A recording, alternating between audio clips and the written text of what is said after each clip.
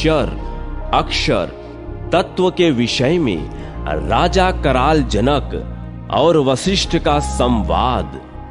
मुनियों ने पूछा, महामुने, वह अक्षर तत्व क्या है जिसको प्राप्त कर लेने पर जीव पुनः इस संसार में नहीं आता, तथा क्षर पदार्थ क्या है जिसको जानने पर भी आवागमन बना रहता है।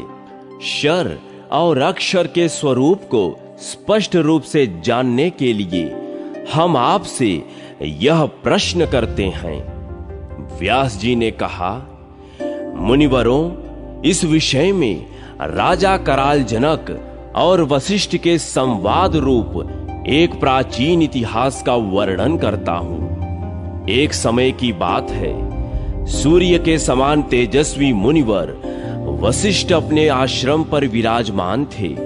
वे परमात्म तत्व के प्रतिपादन में कुशल थे। उन्हें अध्यात्म तत्व का निश्चयात्मक ज्ञान था। उस समय राजा कराल जनक ने उस आश्रम पर पहुंचकर वशिष्ठ को हाथ जोड़कर प्रणाम किया और विनय युक्त मधुर वाणी में कहा, भगवान, जहां से ज्ञानी पुरुषों को पुनः इस संसार में नहीं आना पड़ता, उस सनातन ब्रह्म के स्वरूप का मैं वर्णन सुनना चाहता हूं। इसके सिवा जो क्षर कहा गया है उसका, तथा जिसमें इस जगत का लय होता है, उस अनामय कल्याणमय अक्षर तत्व का भी ज्ञान प्राप्त करना चाहता हूं। अतः आप इस विषय का उपदेश करें। वशिष्ठ जी ने कहा, राजन, सुनो, जिस प्रकार इस जगत का शरण होता है उसको, तथा जिसमें इसका लय होता है उस अक्षर को भी बतलाता हूं। देवताओं के 12,000 वर्षों का एक चतुर्युग होता है। 1,000 चतुर्युग को ब्रह्मा का एक दिन कहते हैं। इसी को कल्प समझो। दिन के ही बराबर ब्रह्मा जी की रात्रि भी होती है, जिसके अंत में वे सोकर उठते हैं और इस विशाल विश्व की सृष्टि करते हैं। वे यद्यपि निराकार हैं तो भी साकार जगत की रचना करते हैं। उनमें अणिमा, लघिमा तथा प्राप्ति आदि शक्तियों का स्वाभाविक निवास है। वे अविनाशी ज्योतिर्मय परमेश्वर हैं।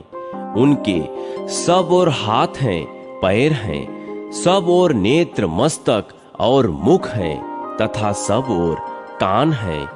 वे संसार में सबको व्याप्त करके स्थित हैं। वे ही भगवान हिरण्यगर्भ हैं। वे ही योग शास्त्र में महान और विरच्ची आदि नामों से प्रसिद्ध हैं, तथा सांख्य शास्त्र में भी उनका अनेकों नामों से वर्णन आता है। उनके नाना प्रकार के अनेक अद्भुत रूप हैं।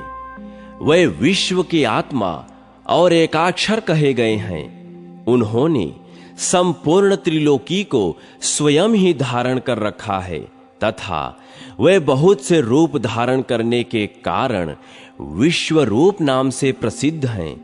वे महातेजस्वी भगवान अपनी शक्ति से महत्व की सृष्टि करके फिर अहंकार और उसके अभिमानी देवता प्रजापति को उत्पन्न करते हैं।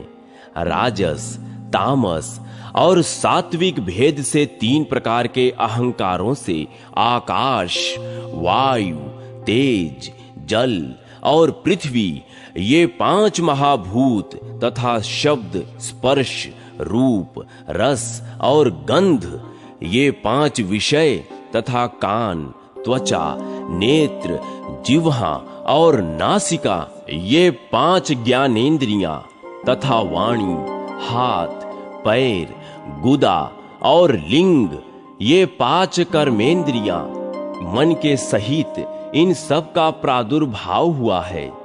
ये 24 तत्व संपूर्ण शरीरों में मौजूद रहते हैं। इनके स्वरूप को भली भांति जानकर तत्वदर्शी ब्राह्मण कभी शोक नहीं करते। नरश्रेष्ठ, यह त्रिलोकी की उन्हीं तत्वों से बनी है। देवता, मनुष्य, यक्ष, भूत, गंधर्व, किन्नर, महानाग, चारण, पिशाच, देवऋषि, निशाचर, दंश, कीट, मशक, दुर्गंधित कीड़े, चूहे, कुत्ते, चांडाल, हिरन, पुक्कश, हाथी, घोड़े, गधे, व्याघ्र, भेड़िए तथा गौ आदि जितने भी मूर्तिमान पदार्थ हैं, उन सब में इन्हीं तत्वों का दर्शन होता है। पृथ्वी, जल और आकाश में ही प्राणियों का निवास है, अन्यत्र नहीं। यह संपूर्ण जगत व्यक्त कहलाता है। प्रतिदिन इसका शरण होता है, इसलिए इसको शर कहते हैं। इससे भिन्न अथवा अक्षर कहा गया है। संपूर्ण भूतों के आत्मा परमेश्वर को ही अक्षर कहते हैं।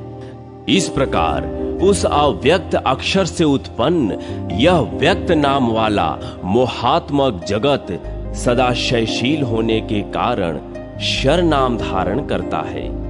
शर तत्वों में सबसे पहले महत्व की सृष्टि हुई है। यही शर का निरूपण है। महाराज, तुम्हारे प्रश्न के अनुसार मैंने शर अक्षर का वर्णन किया। अक्षर तत्व 25वां तत्व है।